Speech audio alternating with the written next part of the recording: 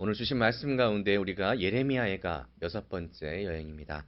여호와 안에서 소망 회복이란 제목으로 말씀을 나누고자 합니다. 오늘 하나님의 은혜가 우리 모든 성도님들의 마음에 담겨지고 날마다 주시는 지혜가 우리의 삶에 담겨지기를 축복합니다.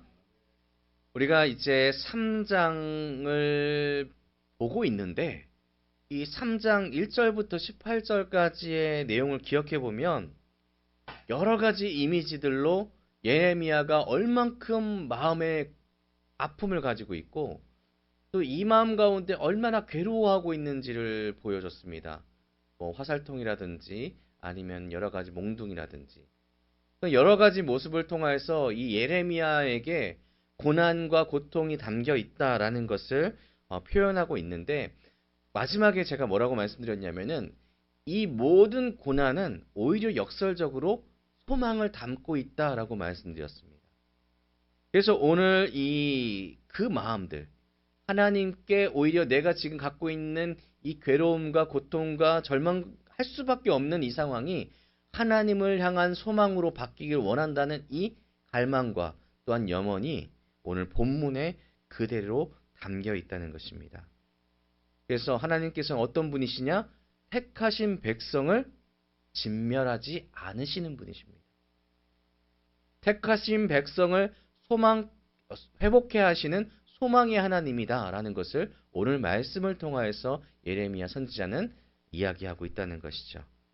그래서 하나님의 긍휼을 구하고 있는 예레미야의 음성을 오늘 이 시간에 들어보시기 바랍니다. 우리가 이제 맨 처음에 볼 오늘의 본문은 19절입니다. 오늘 19절을 보시면은 내 고초와 재난, 곧 쑥과 담즙을 기억하소서라고 오늘 말씀을 합니다. 그러니까 하나님께 지금 기도하는 가운데 무엇이냐면 하나님, 여호와 하나님, 내가 지금 극심한 고통 가운데 있는 거 하나님 잊지 말아 주십시오. 지금 오늘 말씀 보시면 쑥과 담즙이라는 단어가 표현됩니다.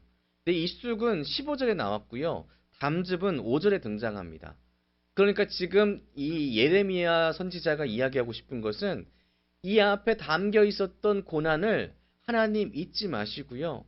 지금 내가 겪고 있는 이 마음의 아픔은 이스라엘 백성이 겪고 있는 것과 동일합니다. 왜 반복했을까요? 그것은 이 뒤에 나올 희망이 크기 때문입니다. 거기다 여기에 하나님께 부탁하는 것은 기억하소서라는 단어인데 히브리어로는 자카르입니다. 근데 이게 단순하게 그냥 기억해 주세요. 이것이 아니라 그냥 기억하고 단순하게 넘어가는 것이 아니라 기억을 함과 동시에 기억한 것에 따른 행동이 이어지는 그런 의미가 있습니다. 그러니까 이것을 다시 해석하면 어떻게 됩니까? 하나님,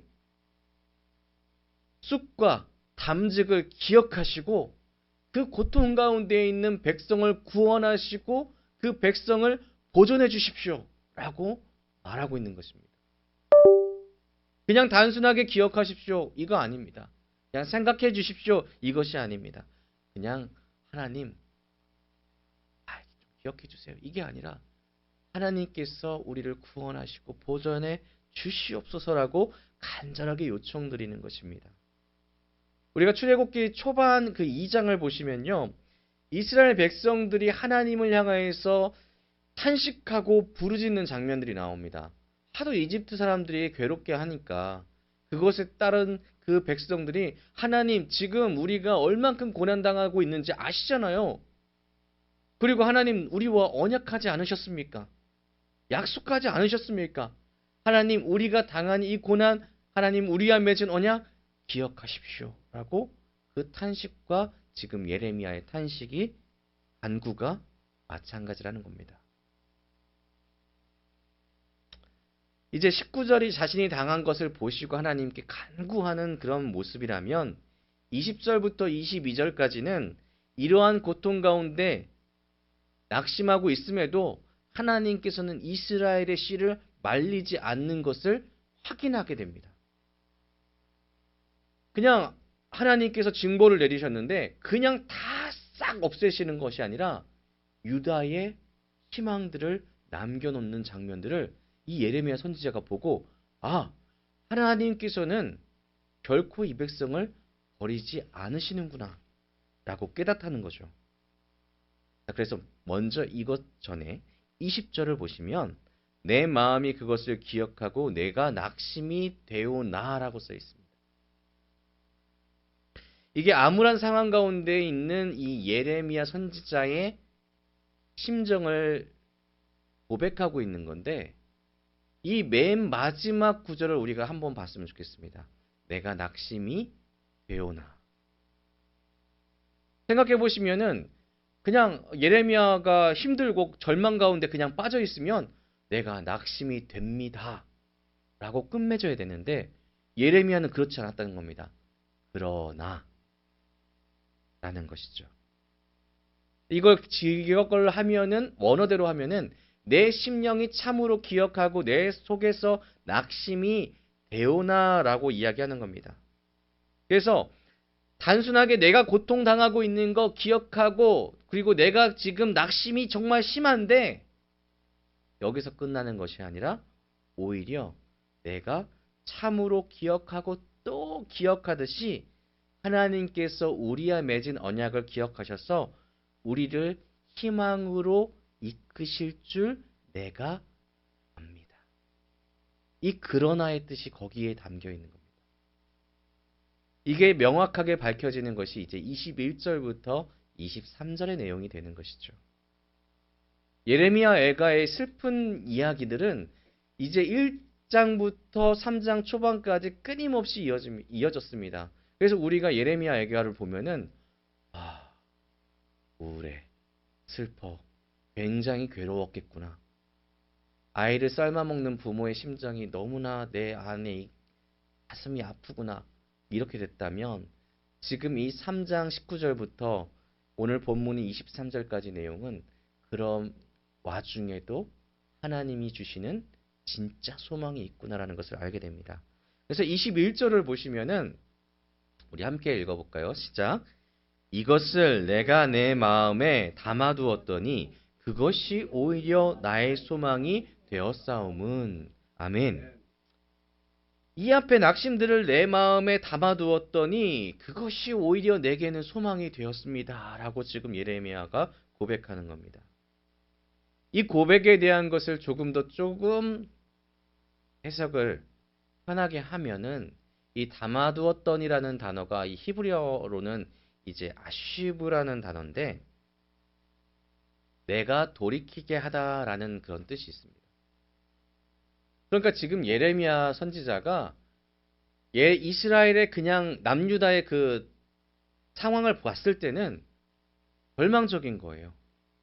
그런데 내가 의지를 가지고 내 상황을 돌아보니까 그것이 아니더란 말이다. 이것에 대하여 내가 내 마음을 다시 돌이켜서 생각해 보니까 이것은 절망할 일이 아니었다는 거죠. 이것에 대하여 내가 내 마음을 다시 돌이켜 생각해 보니까 그냥 우리가 생각했을 때는 어둠밖에 없는 것 같고 절망밖에 없는 상황들이 우리 삶에도 분명하게 있습니다. 그런데 그 중에서 우리가 의지를 가지고 내 마음을 하나님께로 돌리면 어떻게 된다고요? 절망이 아니라 소망을 발견하게 된다는 것이죠. 그래서 성도가 마땅하게 어려움과 힘듦과 절망 같은 그런 상황을 맞이했을 때는 우리가 가장 먼저 의지를 가지고 해야 될 것은 내 시선을 그 상황을 보는 것이 아니라 고개를 들어 나를 지키시는 하나님을 바라볼 수 있어야 된다는 것입니다. 그래서 오히려인 겁니다. 어떠한 어려운 상황이 됐을 때에 성도가 마땅히 가져야 되는 것은 오히려 하나님을 향하여 하나님을 찾으며 나아가는 것이 필요하다는 것이죠. 그래서 예레미야 선지자가 오늘 발견한 진리가 무엇이냐? 여호와의 인자와 긍휼이 무궁하심으로 우리가 진멸되지 아니함이니이다. 아멘. 사실 하나님께 지은 이 백성의 죄는 모두가 다 죽어도 되는 죄였습니다. 하나님을 향하여서 제단을 쌓았으나 그 성전을 쌓았으나 그 성전에서 하나님을 향하여서 온전하게 예배드리는 자가 없고 온갖 산 위에 있는 산당으로 발길을 돌렸던 이들이 바로 이 백성이었다는 거죠. 누가 배신했습니까? 하나님이 돌리신 것이 아니라 백성이 그 걸음을 돌려 배신했다는 것입니다. 마땅히 하나님 입장에서는 그래, 다 쓸어버려. 내가 다른 민족을 세우겠다. 이렇게 하셔도 되겠는데 하나님께서는 어떤 분이시라고요? 인자와 긍휼이 무궁하신 분이십니다. 그걸 발견할 수 있었던 증거는 하나님의 백성이 죄에도 불구하고 그럼에도 불구하고 남아 있다는 사실이었습니다. 그래서 예레미야에게 생겨난 것은 하나님을 바라보니까 희망이 있구나. 소망이 있구나. 정말 힘을 다해서 시선을 돌리니까 좌절이 아니라 희망이 그에게 다가왔고요. 이것이 누구로부터요? 하나님으로 인하여 됐음을 분명하게 깨달으니까 하나님이 어떤 분이신가를 깨닫게 되는 것입니다. 놀라운 변화죠. 사실 예레미야 선지자가 당한 괴로움은 말로 표현할 수 없는 괴로움일 겁니다. 우리가 일제시대를 경험한 나라잖아요. 누군가에게 나라를 뺏겨서 주권을 탈취당하고 많은 사람들이 실험체로 끌려가거나 아니면 노역을 하거나 많은 재산들을 탈취당한 그런 민족입니다. 그 당시에 사람들은, 우리 선조들은 얼마나 괴로웠을까요? 그 괴로움을 표현해서 남긴 글들을 보면 우리 마음이 절절해지는 것을 느끼게 됩니다. 그런 상황을 지금 예레미야가 겪었다는 겁니다. 희망적이지 않았고요. 자기의 힘으로는 어떤 것도 변화시킬 수 없었습니다. 평생을 그 백성들에게 돌아오라, 돌아오라, 돌아오라 외쳤지만은 오히려 손가락질 당하고 배척당하고 조롱당했던 이가 예레미야 선지자였습니다. 그 나라가 멸망한 겁니다. 민족이요. 그 노력이 허사가 된 것 같아 보이고 백성들이 당한 고초와 고난은 정말로 상상할 수 없는 괴로움이었습니다. 근데 하나님을 찾으니까 그 괴로움 중에 참된 소망을 알게 됐다는 것이죠. 하나님을 바라볼 때 우리의 인생은 변화될 수 있습니다. 하나님을 바라볼 때 우리는 소망을 품고 감사할 수 있게 된다는 것입니다. 그리고 그 변화는 단순하게 숨을 그냥 내가 이렇게 쉬는 것이 아니라 깊게 들이쉴 수 있는 참된 회복입니다. 23절을 우리 한번 보실까요? 함께 읽어보겠습니다. 시작. 이것들이 아침마다 새로우니 주의 성실하심이 크시도소이다. 아멘. 하나님을 바라보고 회복한 이 예레미야 선지자는 그냥 단순하게 숨을 헐떡거리는 데서 끝나지 않았습니다. 아침마다 새롭게 감격이 오는 겁니다. 우리가 산장이나 이런데 좋은 곳에 여행을 갔습니다. 자연 풍경이 아주 아름다운 곳. 그날 아침에 딱 창문을 열고 아주 기분 좋은 공기를 마셨을 때를 생각해 보시면 아침마다 그런 감정을 느끼는 것 같이 내 인생이 하나님으로 인해서 새로운 희망을 발견되는 날들이 예레미야 선지자를 아침마다 새롭게 하고 있다라고 표현할 수 있게 만드는 것입니다. 근데 이건 단순하게 예레미야 선지자가 스스로 이루는 것이 아닙니다. 이것들이 아침마다 새로운이라는 그 단어 뒤에 분명하게 이 일을 이루시는 분이 누구다라는 것이 증명되어 있습니다. 주의 성실하심이 크시도소이다.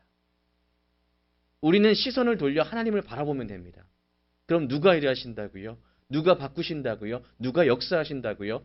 주님께서 오늘도 내일도 날마다 가장 성실하시고 열심이신 그 하나님께서 만유의 주께서 우리를 희망으로 소망으로 이끄시는 줄 믿으시길 바랍니다. 찬양 중에 이런 찬양이 있습니다. 이 가사, 오늘 이 23절을 두고 찬양을 만든 이 가사인데, 주의 인자는 끝이 없고 그의 자비는 무궁하며 아침마다 새롭고 늘 새로우니 주의 성실이 큼이라. 성실하신 주님. 아침마다 새롭고 또 새로우니 주의 성실이 큼이라. 성실하신 주님. 이런 가사의 내용이 날마다 예레미야가 찬양하지 않았을까요? 매일매일이 괴로웠던 예레미야 선지자였습니다. 고통 가운데 저 지금 예루살렘에서 갇혀서 적들에게 둘러싸여서 굶어 죽어갔던 나의 민족을 바라보면서 날마다 이 심정 가운데 절망을 느낄 수밖에 없었던 예레미야가 그 가운데서도 하나님을 바라보자 모든 것이 바뀌게 되었습니다. 하나님의 성실하심, 하나님의 인자와 공의로 또한 자비로 이끄시는 하나님의 열심이 이 예레미야 선지자를 아침마다 찬양할 수 있는, 감사할 수 있는 이로 바꿔주셨다는 것입니다. 사랑하는 성도 여러분, 이런 하나님을 만나고 계신지요? 아침마다 늘 하나님 앞에 감사할 수 있는 찬양의 삶을 살아내시고 계신지요? 만일 이런 삶이 우리의 가운데 이어지지 않는다면 우리는 반드시 해야 될 것이 있다는 것입니다. 그것은 우리가 의지를 가지고 하나님을 바라보기 위해서 힘쓰는 것입니다. 성도로서 우리가 마땅히 해야 되는 것은 이것입니다.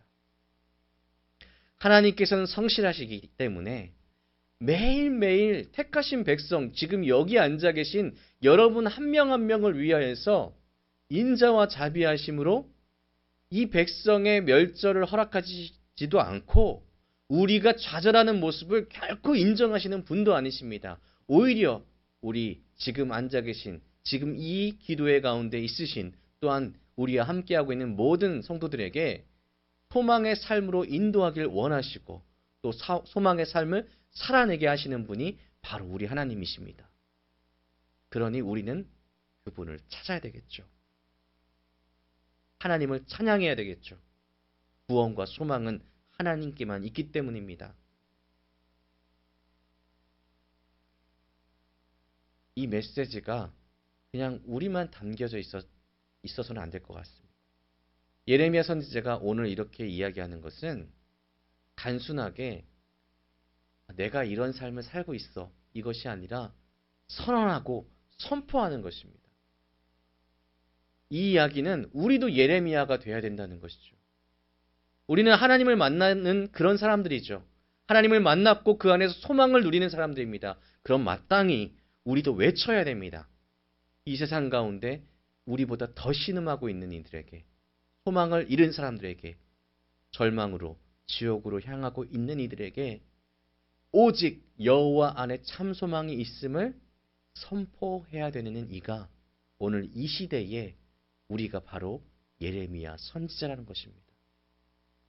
얼마나 많은 사람들이 지금 고통 가운데 희망을 잃고 살아갑니까? 세상을 바라봐서는요, 진짜 희망 찾기 힘듭니다. 누군가는 이 사람이 정말로 좋다, 이 사람이 좋다, 저 사람이 좋다 이렇게 이야기할지라도 그 사람이 진짜로 소망이 될 수 없습니다. 누구에게 소망이 있다고요? 하나님께만. 변하지 않고 언제나 그 자리에 계시는 하나님께만 소망이 있다는 것, 우리는 알고 있지 않습니까? 더 어지러울 때 우리가 예레미야와 같이 하나님을 믿으십시오라고, 하나님께 소망이 있습니다라고 외칠 수 있어야 되겠습니다. 우리 또한 주님 아버지 안에서 예레미야처럼 여호와 안에 참 소망이 있음을 선포할 수 있는 주의 거룩한 백성 되시기를 주님의 이름으로 축복합니다. 기도하겠습니다.